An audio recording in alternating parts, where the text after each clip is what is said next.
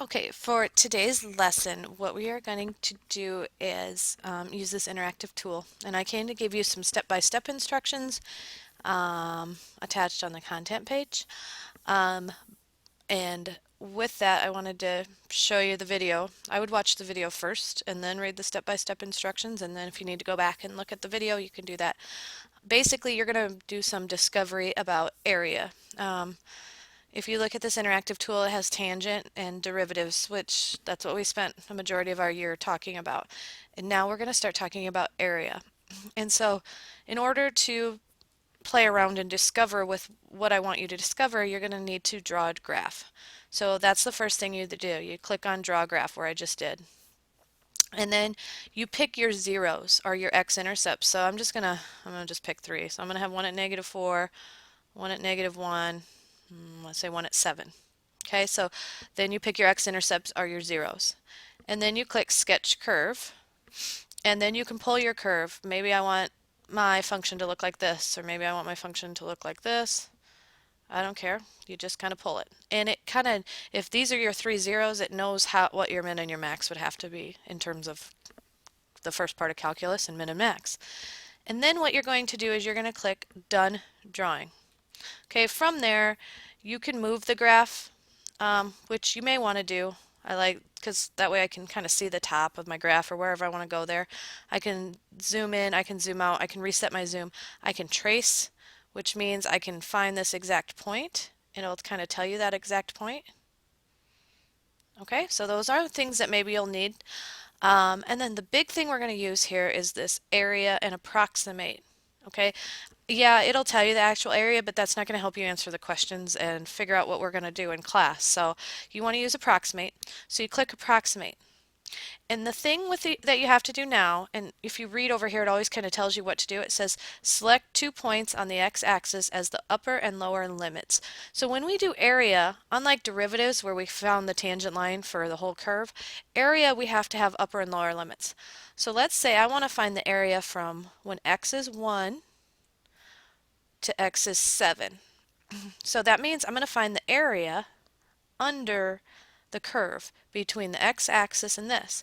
And now that you've done that, it changes and it says specify the number of rectangles. So this is kind of your direction box down here. So let's just try this with one rectangle because that's how we're going to start approximating area. Well, if you move it here, oh, do you see that little red dot it just got right there? That's what I call the midpoint dot. That's not a very good area approximation. It says it's about 47.85. It's not good because you have some outside and you have some that's not done. So let's change it. Let's try two rectangles. Okay, so now I have a red one. And I want to show you this dot here. See, now I have a left-handed dot. So let's look at our left-handed dots here, or left side dot. So there's a left dot, and let me pull this one up until it gets a left dot. There you go. Okay, so that approximate area with those two rectangles is 36.37. Well, what I can do is I can change it. Well, maybe let me try the right-sided dot. So now that one has a right-sided dot, but notice this one, its right-sided dot, oh, it won't have one. Oh, right there. 24, that's even worse.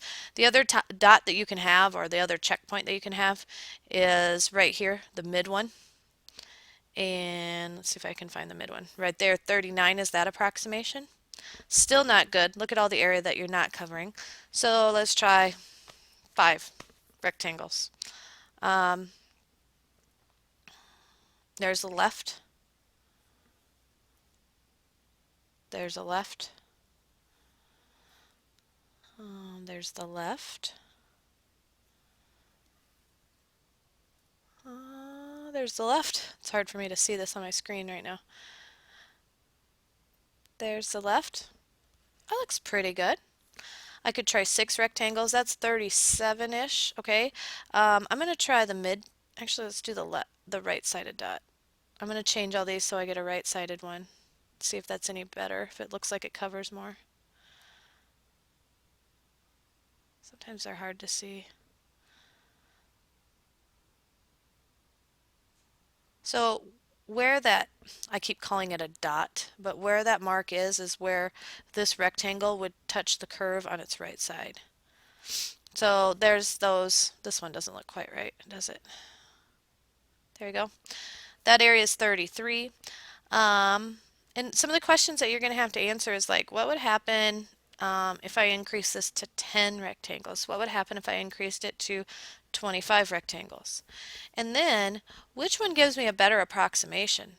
The right, where the right side of the rectangle is touching the curve, or the left, where the left side, or the other option that you have is where the middle one, the midpoint of the rectangle touches the curve. And then we will talk in class on how all this works. After you answer your warm-up questions about this, you actually have to do your own little experiment with it to answer your warm-up questions. And then we'll talk about, well, what happens when I have 100 rectangles? Do I have to add them all up? And why did summation, how did summation go with this? By the way, this curve between 1 and 7 of this curve, its actual area was 36.